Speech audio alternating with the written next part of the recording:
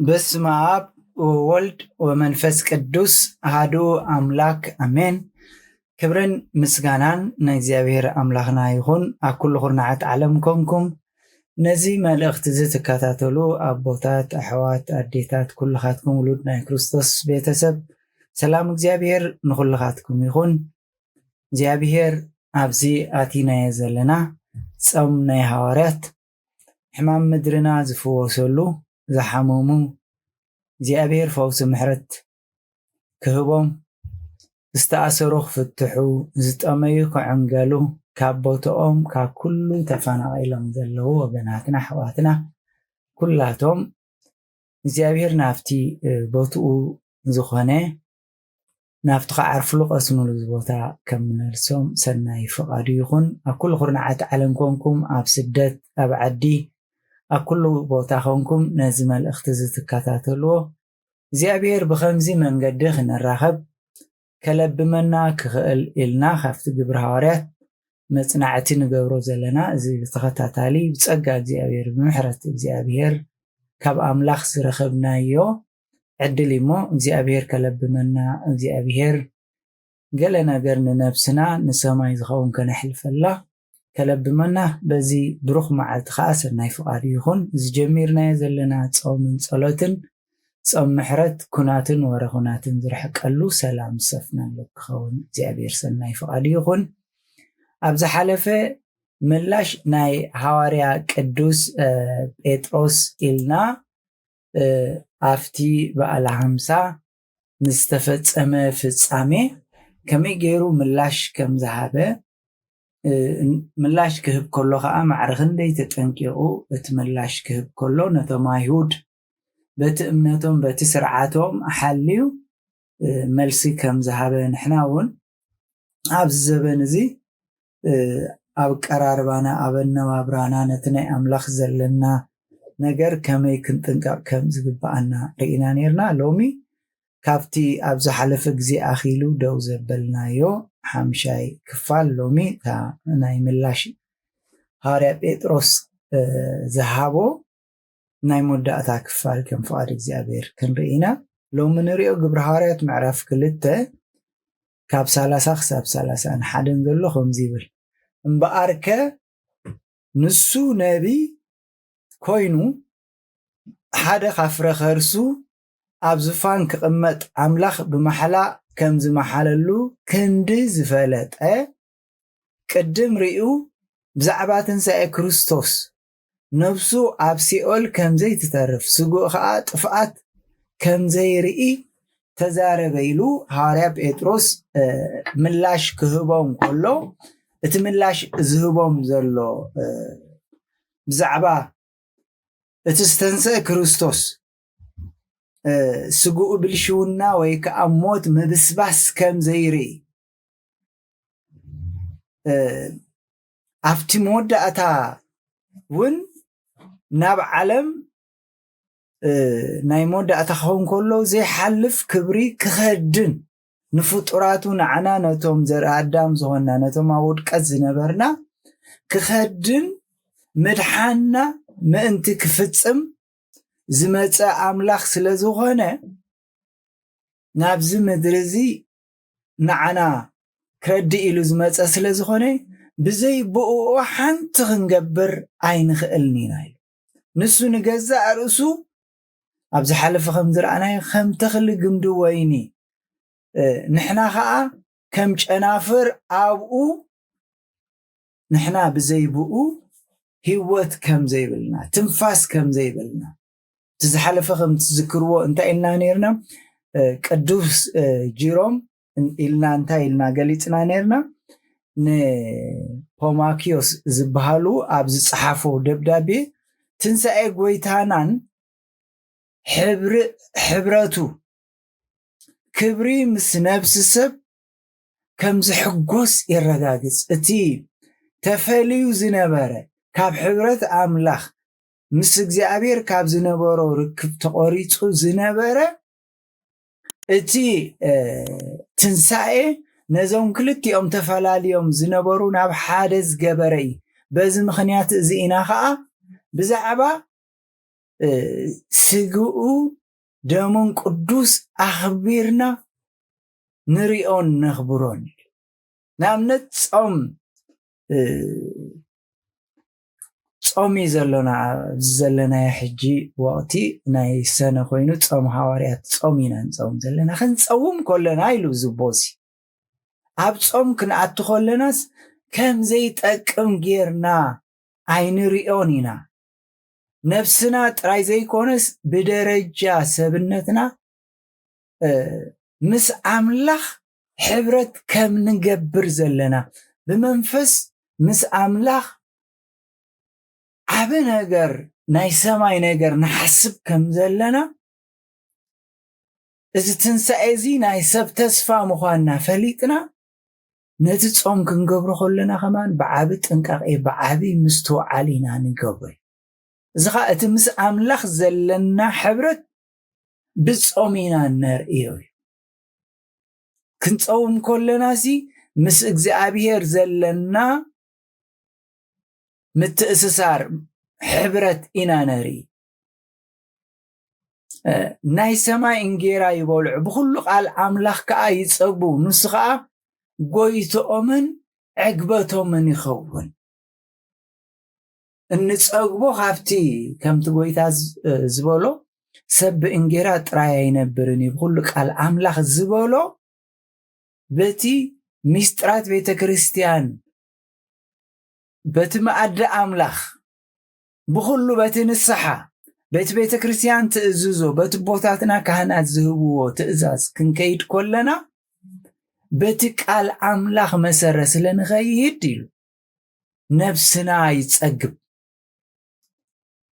ኩነታት ዘሎ ኣብ ዓለም ዘሎ ዘይኮነስ ኣምላኽ ብቐንዱ ዕግበትና ይኸውን ከምቲ መዝሙር ኣብ 16 ፍቅዲ 9 ዝበለ እቲ መድሓኒ እንታይ ኢሉ ትንቢት ነይሩ ስግኡን ኣብ ጽኑዕ ክሓድር እዩ ኢሉ ኣቐዲሙ ቅድሚ ስቕለቱ ቅድሚ ሞቱ እዚ እቲ ብነቢያት እዚ ፍጻሜ ነይሩ እዚ ትንቢት ነይሩ ኣብ ካልእ ቦታ ድማ ስግኡ ጥፍኣት ከም ዘይርኢ ተዛረበ ግብረ ሃዋርያት ኣብዚ ሒዝናዮ ዘለና ምዕራፍ 2 ኣብ ፍቅዲ 31 ስግኡ ጥፍኣት ከም ዘይርኢ ዝብል ካብዚ ናይ ትንቢት መዝሙር ዳዊት ወሲዱ እዩ ሃዋርያ ቅዱስ ጴጥሮስ ነቶም ህዝቢ ዝምልሰሎም ዘሎ እምበኣር ከም ብሓድሽ ምልስ ኢልና ኣብ ትንቢት ኢሳያስ ብዛዕባ እዚ ክርስቶስ ዝገበሮ እቶም ህዝቢ ዝሰምዑ ዘለው ብዛዕባ እቲ ኣምላኽ ዝገበሮ ውዕለት ምስትውዓል ሲኢኖም ዘለው ኣምላኽ ብምሕረቱ ማእከሎም ኣብ እስራኤል ተገሊጹሎም ኣገልገልቱ ዝኾኑ ሃዋርያት ሂብዎም ግን ከም ዕሮቶም ከም ዕሽነቶም ከም ጥፍኣቶም ክኸዱ ስለ ዘይደለየ እግዚአብሔር እቲ መንፈስ ኣምላኽ ምስ ወረደ ምእንቲ ከስተውዕሉ ሃዋርያ ቅዱስ ጴጥሮስ ናብ ትንቢት ኢሳያስ ዝነበረ ተመሊሱ ናብ ምዕራፍ 4 ፍቅዲ 5 እንታይ ዝብል ኣሎ ኢልዎም ኣፍ እግዚአብሔር ተዛሪቡ እሞ ክብሪ እግዚአብሔር ክግለጽ ኩሉ ስጋኻ ሓቢሩ ክሪኦ ምብስባስ ክርኢ ጥፍኣት ክርኢ ዘይኮነሲ ኩሉ ስግኡ ሓቢሩ ኩሉ ስጋ ዝለበሰ ክብሪ ለቢሱ ንሰማይ ክዓርግ ዕርገቱ ጥራይ ዘይኮነ እቲ ንሱ ዝሰደዶ መጸናንዕ መንፈስ እውን እዚ ክርኢ ኢሉ ዝተነበዮ እዚ እኮ ንዓኻትኩም እዚ እኮ ኣንቱም ህዝቢ ይርዳእኩም ኣሎ ዶ ብዛዕባ እዚ እኮ ዝብል ዘሎ ኢሉ ኣብ ምዕራፍ 2 ፍቅዲ 30 ምስ ገለጸ ናብ ፍቅዲ 32 ከይዱ እንታይ ዝብሎ ኣምላኽ ነዚ ኢየሱስ እዚ ብትንቢት ዝተዘረበ እዚ ብኩሉ ክንገረሉ ክግለጸሉ ጸንሐ እዚ መከራ ከም ዝቕበል ዋጋ ከም ዝኸፍል እኳ ተገለጸ ኣምላኽ ነዚ ኢየሱስ እዚ ኣተንሲእዎ እዩ ንሕና ከዓ ኩላትና ምስክሪና ኢሉ እቲ ነቢያት ዝተዛረቦ ኣብ መዝሙር ዘሎ ብኩሉ ኣተሓሒዙ ንዓኣቶም እቲ መሲሕ መን እዩ? ዘማራይ ዳዊት ከም ንጉስ ከሞት እዩ መን እዩ? ዳዊት ከም ምማቱ ክመውት ከሎ እንታይ ከም ዝገጠሙ ሕጂ ኣብ ምዕራፍ 2 ፍቕዲ 32 እንታይ እዩ ዝብል ዘሎ? ኣምላኽ ነዚ ኢየሱስ ክርስቶስ ኣተንሲእዎ እዩ ንሕና ከዓ ኩላትና ምስክሪና ኢሉ ከምዚ ክብሎ ፀናሕኩ እቲ መሲሕ ዝኾነ ክርስቶስ ካብ ዘርኢ ዳዊት ሞት ከም ዝጥዕም መከራ ከም ዝጥዕም ትንሳኤኡ ብምስክርነት ደቂ መዛሙርቱ ዛዘሙ እዚ ኩሉ ትንቢት ነይሩ እዚ ኩሉ ፅሑፍ ነይሩ እዚ ኩሉ ምንባሩ ናይዚ ምንባር እዚ ንሕና እውን ጥራይቶም ሃዋርያት ጥራይ ደይኮኑ ንሕና ከም ደቂ መዛሙርቱ እውን ምስክር ኢና እዚ ፍጻሜ እዚ ንሕና ባዕላህና እውን ምስክር ኢና ኣካል ቦታ እውን ሃዋርያት ንጎይታ ኢየሱስ ክርስቶስ ነቲ እሱ ዝገበሮ ውዕለት ክሲ መንፈስ ቅዱስ ከም ምስክር እቲ ጎይታ ዝበሎ ፍጻሜኡ ምራዱ እዚ ኢሎም እዮም ዝገልጹ ዘሎ ኩላትናቶም ኣብኡ እዞም ኣብዚ ዘለና ከም ደቂ መዛሙርቲ ንሕና ምስክር ኢና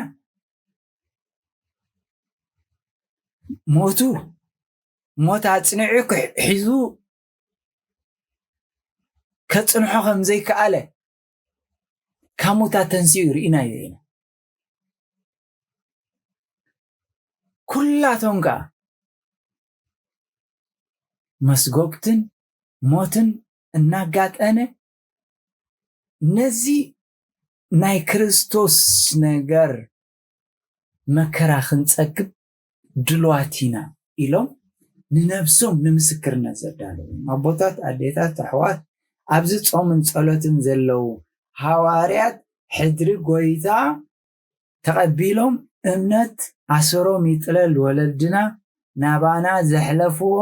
ንሕና ከዓ ኣብዚ ከቢድ ግዜ ኣብዚ ፀበባ ዝመልኦ ግዜ ኣብዚ ዓመፃ ዝመልኦ ግዜ ኣብዚ ንዓይ ጣዕመሉ ዝመልአ ግዜ ኣብዚ ክፋእን ንኽፋእሲ ከም ጽድቂ ዝሕሰበሉ ቀደም ትፀይቅ ኮይኑ ዝሕፍር ዝነበረት ሎሚ ከም መዘናግዕን ከም ሓደ ጽቡቕን ኣብ ዝረኣየሉ ግዜ ንጽድቅን ንቕንዕናን ንብሓቂ ምንባር ግን ኣብ ዝጽልኣሉ ግዜ ማዕረ ክንደይ ንሓቂ ደው ክንብል ድልዋት ኣሰር ኣቦታትና ንስዕብ ኢና ካብዚ ንምሃሮ ዘለና ይማል ስለዚ ሃዋርያ ጴጥሮስ እዚ ኢሉ ምስ ዘበለ ናብቲ ምዕራፍ 2 ፍቕዲ 33 ምስ ሓለፈ ሕጂ ድማ ካብ ሙታት ተንሲእዎ ኢልና ኣሎ ዓንተቦይ ሕጂ ድማ ናብ የማን ኣምላኽ ልዕል ምስ በለ ሞይቱ ካብ ሞት ከዓ ምስ ተንስአ ሕጂ እውን ናብ ሰማይ ልዕል ምስ በለ ተስፋ መንፈስ ቅዱስ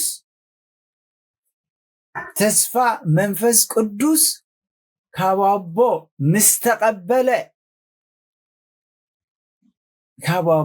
ምስ ተቐበለ ነዚ ትርእይዎ ነዚ ንስኻትኩም እትርእይዎን እትሰምዕዎን ዘለኹም ንሱ ፍሰሶ ሕጂ ነዚ ናይ ምራድ መንፈስ ቅዱስ ምርዳእ ኣብይዎም ዘሎ ዞም ህዝቢ ገሪሞም መስተንክር ኮይንዎም ዘሎ ጽንሑ ደኣይሉ ንድሕሪት ተመሊሱ ነቲ ዝፈልጥዎ ነቲ ዘንብብዎ ነቲ ዝኣምንዎ ናይ ብሉይ ኪዳን ነቢያት በዓል ዳዊት ይኹኑ ኣብ መዝሙር ዝተጻሕፈ ይኹን ብምሉኡ ኣምፂኡ ጠቒሱ እዚ ፍጻሜ እዚ እስዩ ሞት ኣይተረፈን ካብ ሞታት ተንስኡ ወርሕጂ እውን ንሰማይ ምስ ዓረገ እዚ ንስኻትኩም ትርእይዎ ዘለኹም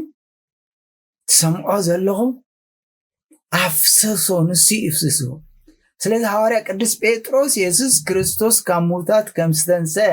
ጥራይ ዘይኮነ ዝነግሮም ዘሎ ኣብ የማን ኣምላኽ እውን ብኽብሪ ከም ዝተቐመጠ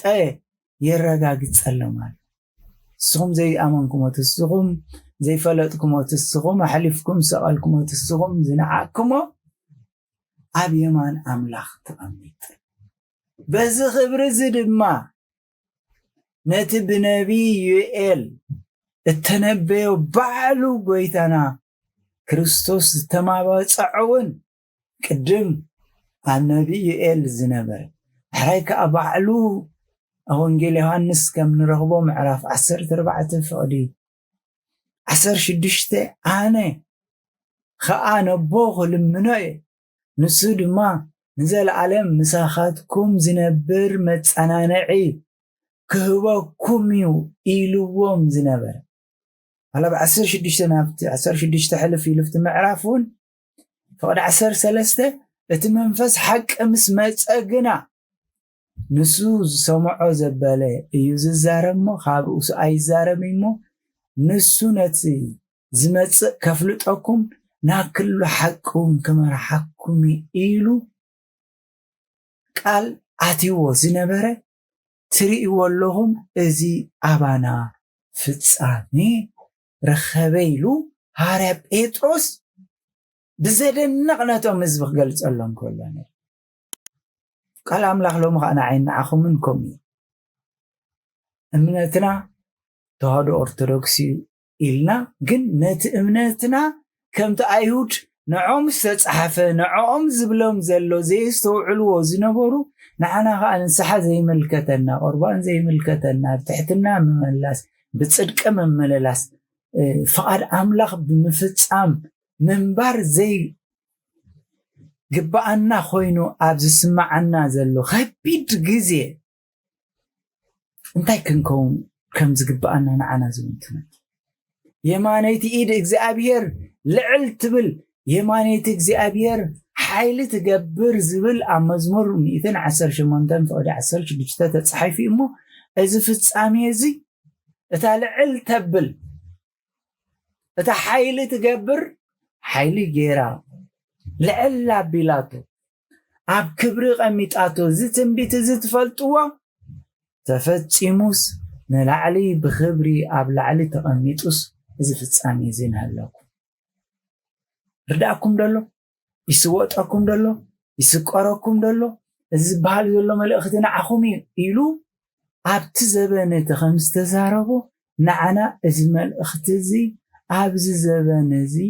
ብጽድቂ ክንነብር ፍቓድ ኣምላኽ ክንፍጽም ዝተጸዋዕና ምዃንና ምክንያቱ የማነይቲ ኢድ ንቦታ ዘይኮነሲ ናይ ሓደ ኩነታት እዮም ተመልክት ኢሎም ሰሞን ቦታ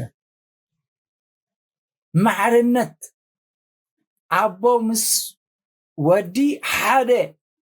ክልቲኡ እቲ ዝነስቲ ዝዓቢ ዘይኮነሲ ማዕረ ናይ መለኮታዊ ስልጣን ክብሪ ሞጎስ ከም ዘለዎም ይዘር ኣብቲ መዝሙር 20 ፍቕዲ 6 እንታይ ኢሉ ብናይ እታ የማነይቲ ሓይሊ ምድሓን ብናይ እታ የማነይቲ ምድሓን ሓይሊ ዝብሎ ዘሎ ነቲ ማዕርነት እዩ ዘመልክት ጎይታ የማነይትኻ ብሓይላ ኸበረት ጎይታ የማነይትኻ ንጸላእትኻ ቀጥቀጠቶም ተባሂሉ ኣብ ዘጸአት 15:6 ዘሎ እዚ ክብሪ እዚ ንጎይታ ነቲ ኩሉ ዋጋ ዝኸፈለ ዋጋ ከፊሉ ከዓ ንላዕሊ ዝኸደ እዩ ሐዋርያ ቅዱስ ጳውሎስ እንታይ ኢሉ ብዛዕባ ጎይታ ናይ ክርስቶስ ነቲ ኣብ ልብና ዘሎ ዕዮ ክርስቶስ بمنفس قدوس جيرو خمي جيرو خمز فتصم نعنا خمي جيرو اتا املاخ كنفتصمو زقبأنا منفس እግዚአብሔር كم زرد عنا أفتناي ملأختنا بسبب إفسون هذا صحفون تايلو معرف سلسة خب عسر شدشته سبع عسرت شوعت زلو بمنفسو أبتناي وشت أسد بحيلة ما أنت ختبرتعو كم تحابتي كبرو كهباكم تسأل الله كريستوس قبلبهم بأمنة ما أنت حدر أفقرو سر سريدكمن تسريدكم يا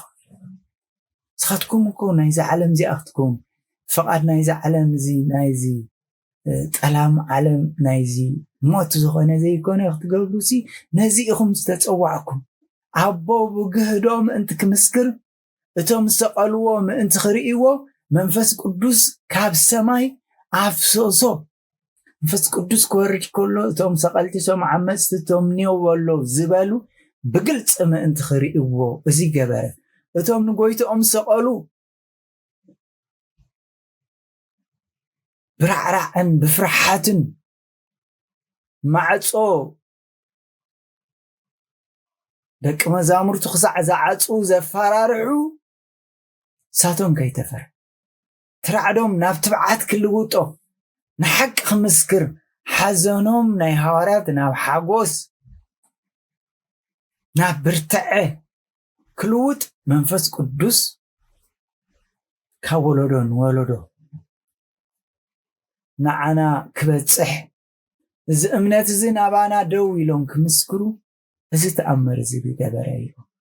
زي لو أفقد سلاسان سلست مسكنا نفقدي معرف كل تجبر هاريات حزنا لنا سلاسان 4 مسكنا انتايلو داويت بعلو غويتا نغويتاي نصلاأتخا مرغص اغرخا خصع زغبروم اب يماني تقمط يبل امبر نسوس ناب سمايا عرغن اتما يهودي لحج زاربوم زلو تداويت تزاربو نغر نو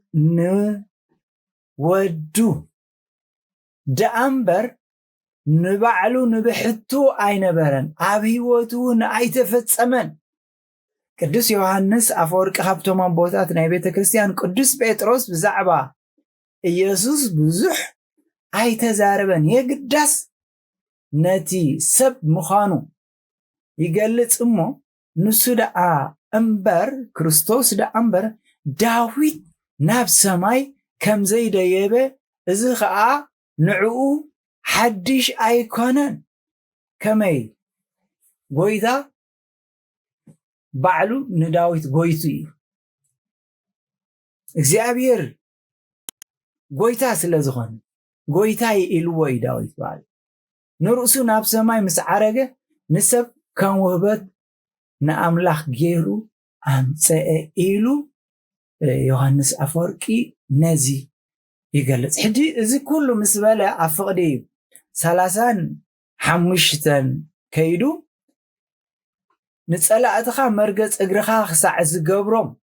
هاري بزعبا قويتانا يس كريستوس بزعبا تزهابو برخت مسكر